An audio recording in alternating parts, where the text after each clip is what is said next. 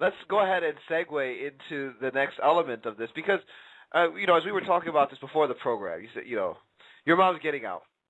There's a lot of harassment going on, and this kind of harassment, I think, isn't exclusive. It's going to be a means of control for anyone trying to get out of certain areas of the occult, like your mom was involved in. It is horrible, but that it wasn't just limited to the physical plane and the physical thing. We actually now begin to segue into your experience with the Greys. So we're gonna just say it is what it is. Let's go ahead and start talking about this element of your story. Okay. Well, I'd like to state that it seems like a lot of people, people are being trained not to think and ask questions. It's good to ask questions, but it's good to not make assumptions and decide that they're facts. Okay. I do my best.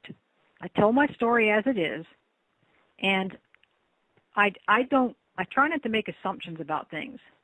So, but I do say that that it's actual experience, and that actual experience is in a league of its own.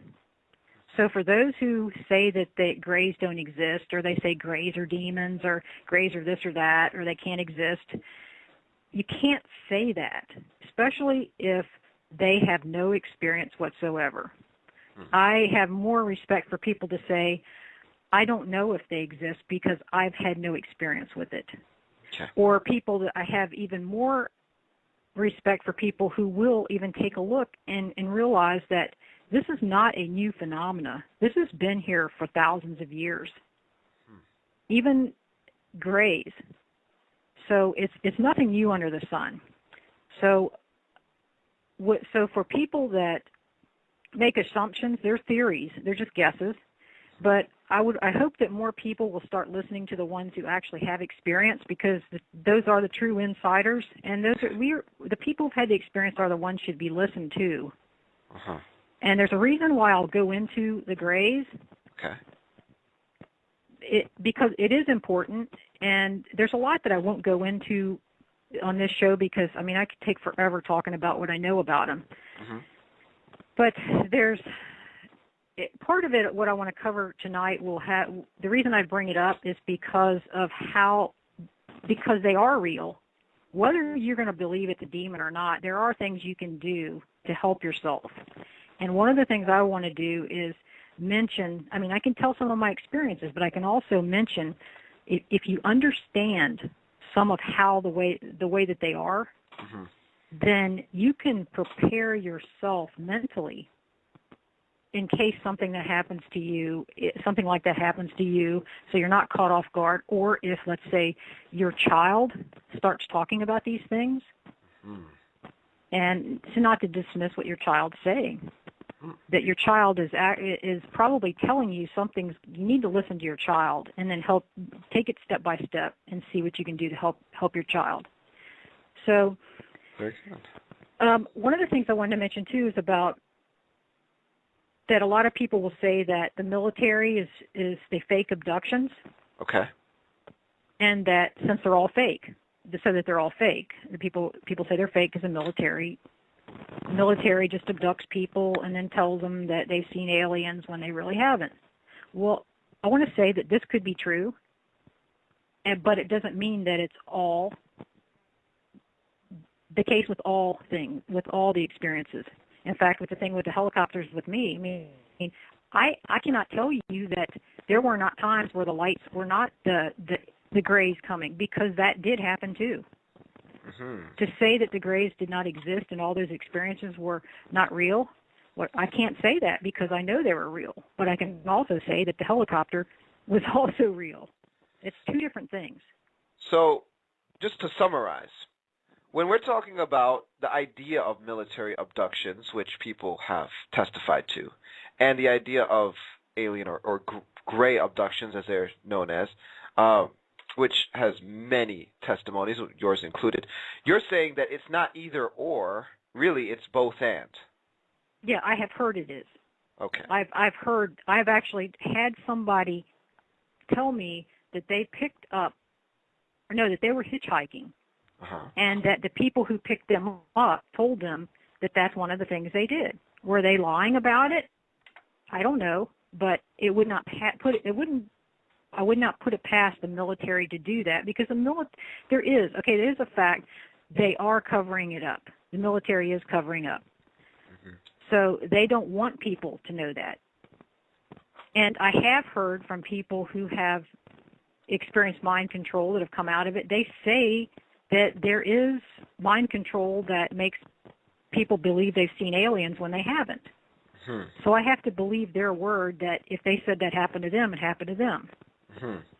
I have more evidence. The evidence for me points that they're completely separate. In my experience, this is real. And I have to also mention here that when I moved out of my house, when I was 17 years old, the people who bought the house from me, or from my family, wanted to speak to me, because I didn't know why they wanted to speak to me, but when I met them, they were, after we got past the niceties, what they really wanted to know was if I had experienced anything like that while I was in that house, because they swore that there was a craft that came, a saucer, a circular craft, the kind that used to come get me, that came to the house and landed on their roof. I mean, that sounds ridiculous, but they said that they went up on the roof the next morning, and there was a burn spot in the roof that was a circle. They did not believe until then, and that made them a believer. I couldn't tell them, no, you didn't see an alien. I didn't. For some reason, they thought on their own this was an alien. So, I mean, did the government do that to them, take them and brainwash them, and for what reason? So, my parents' crafts in the physical. Should I mention that before I go into my story? Because that's if you want to. I'll mention a little bit, because quite often it is generational through the same family. My father was on a road race. He was with another man. When they were in the race, I heard this story when I was a little girl, and I did hear it later after my mom was dead. My dad mentioned it to me too, so I've heard it from two separate people about the same story, and that they were in the road race. My dad was driving, and a cigar-shaped thing, they said, set down on the road. It was pretty large, and my dad was curious about it, kept driving toward it. The guy with him, his partner, was yelling at him, stop, stop, stop, go back. And my dad didn't want to go back. He went close to not only did he get close to the craft, he got out of his car and started walking to the craft. And some beings came out of it and greeted him. The next thing they knew, they were back sitting in their car. I don't know how much time was lost, but they had no memory of that since then. And my dad still wasn't afraid, but the guy that he was with was so afraid that they just completely turned around from the race and went back. And then that was the story. That I don't know if he ever saw another craft after that. So that was a physical thing that my dad saw. I don't know any other stories other than that from him about that, him seeing another craft or not. My mother claimed she had seen some crafts also. Right. And then her story about what they were is different.